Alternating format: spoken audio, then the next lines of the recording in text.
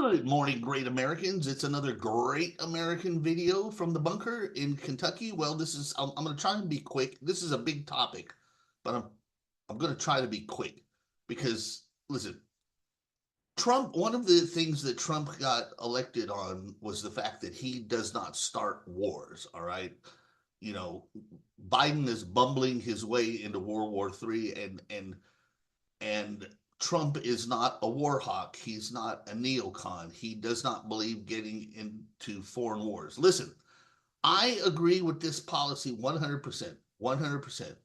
However, as with all things, there are always exceptions. And I say there is one exception to that policy, one exception, a big exception. That is Iran.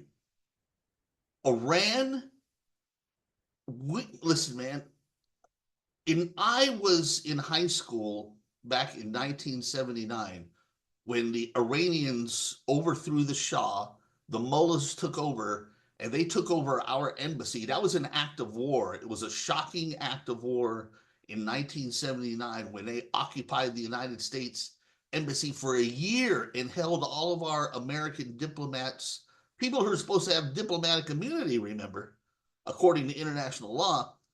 They held them hostage and tortured them for a year.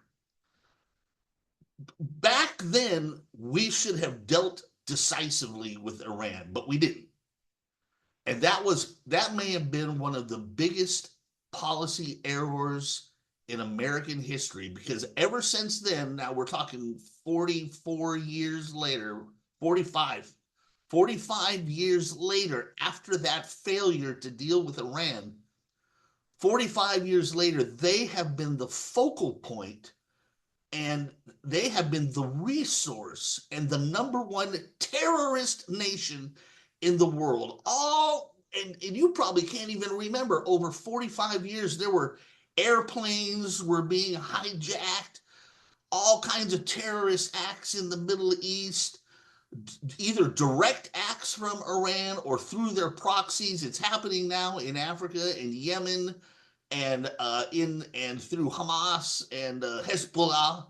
I mean, it has been for 45 years. There has been a never-ending terror war on America, one way or another, coming from Iran. These people, that nation, should have been decisively wiped out, and I mean just like Nazi Germany wiped out in 1979. Well, and as a side note, we missed a second opportunity during Bush. W. Bush missed a second opportunity when he was in Iraq, because if you look at a map, you see Afghanistan here, you see Iraq over here, and we were in both of them, right? We had tons of troops in both countries, and right in the middle is Iran. He missed a classic opportunity to just plow through and get rid of them, but that's one of those things, like a comet is never going to strike twice again, so that's gone. But listen, there must be one exception to the no war rule, and that is Iran. I tell you what, if Iran was eliminated off the face of the earth, the ripple effect of good things happening, just good things happening by their elimination would be astounding. It would be astounding. The number one exporter of terrorism and the number one terrorist state in the world disappearing. Oh man, all that Hezbollah and Hamas crap, their funding would dry. Oh, they might still be there on a low level, but easy to deal with, But their funding would dry up. All this exporting terrorism would dry up. It would. They help China. They help Russia. I mean, all kinds of good things would happen. I mean, these people, they need to be eliminated. So now, and additionally, the reason why I'm bringing this up now is because I was just looking on X, and it says that Iran's IRGC general openly threatens to kill Trump and Pompeo. I'm not sure why he wants to kill Pompeo. Pompeo's not in the government, but whatever. Anyway, he openly threatens to kill Trump, and we just arrested another one of their agents plotting to kill Trump. So I mean, it never ends with these people. They want to kill our president. They're openly saying they want to kill our president.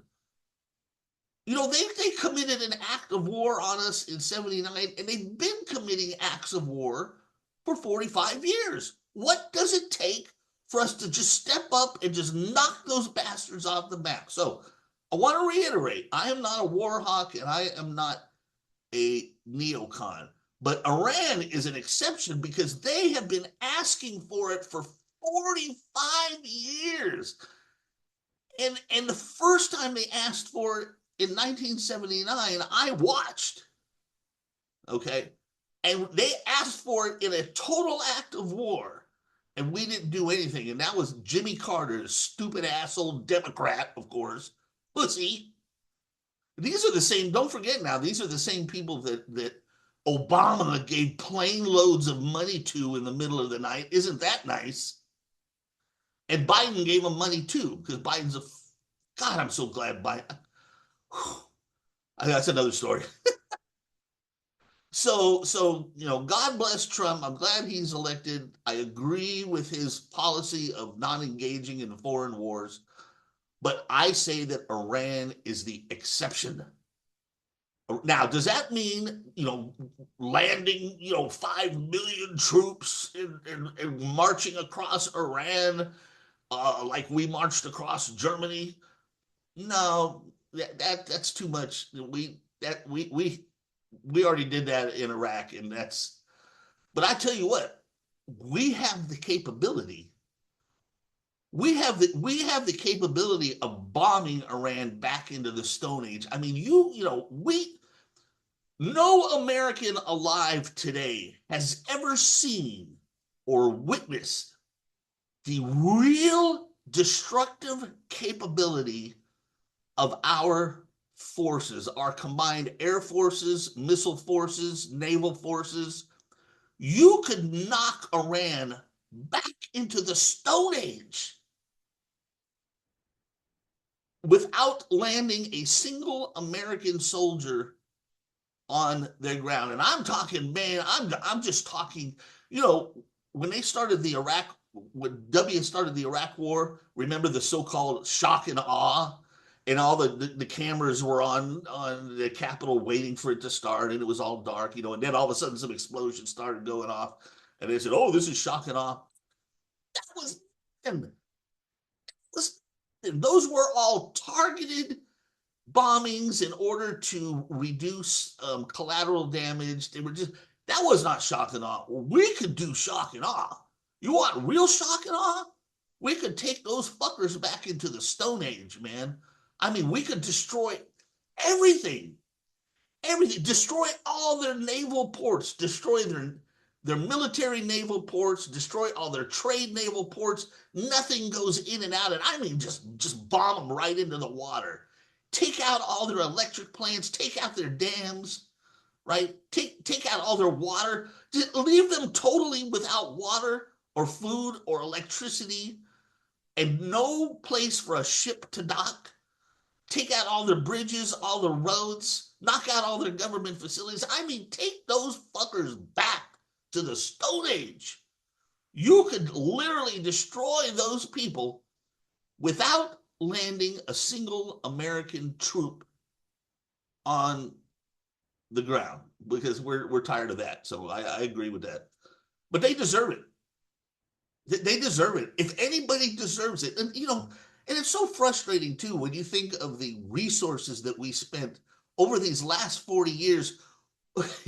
Well, there was a movie, I can't remember what it is, something about the sheriff who couldn't shoot straight, or there's a saying about, remember Captain Kirk when he was talking to Khan on the Wrath of Khan, and he goes, you keep killing everyone around me, but you keep missing the target. He was killing people. He's destroying ships. He knocked out the space station, but he never got Kirk. It was kind of funny, but it's true. We have literally killed and destroyed everything around Iran, but we never hit the real enemy. Man, when you think of all the resources we use for, especially the two Iraq wars, the first Gulf War we liberated Kuwait, so that's good. But the second Iraq War, and then everything that has gone on top of that, all the times the Navy has gone in, and Beirut, and when you think of all those resources, we could have taken them out so long ago.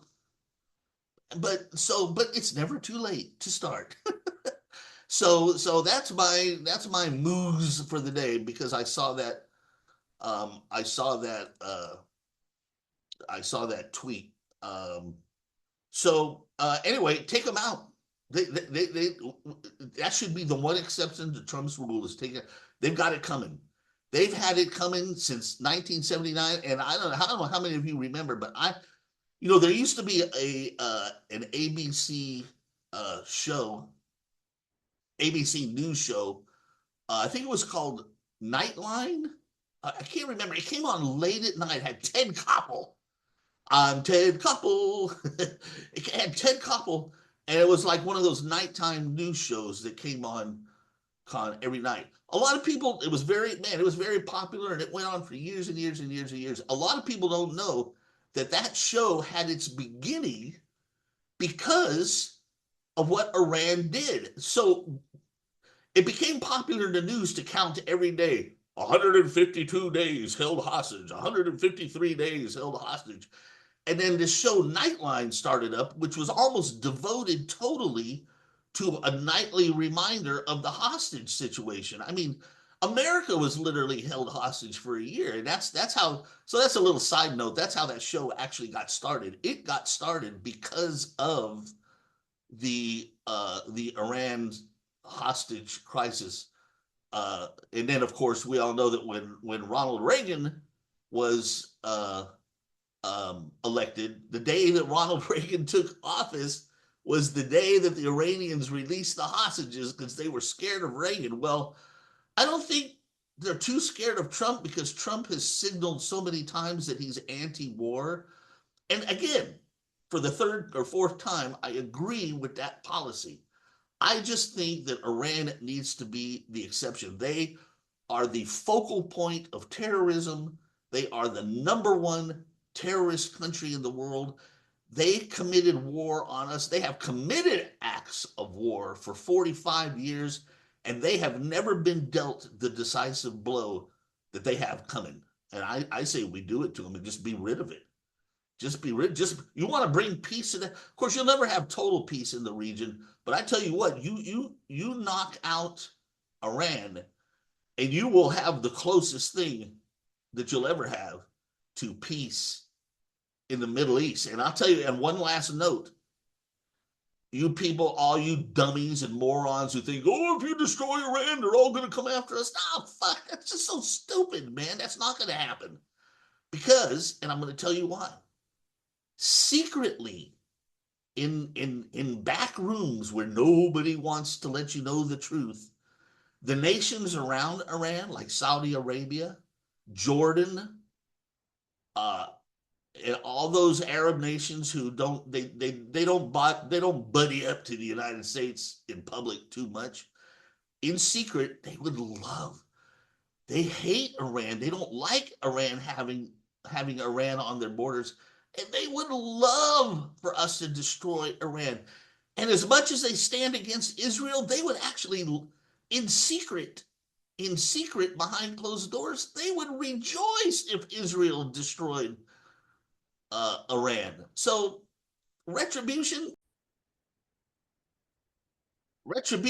never going to happen. So anyway, that's it for this segment of it's not really a segment, but whatever. That's another great American video, and I will see all of you in the next great American video. Adios, muchachos.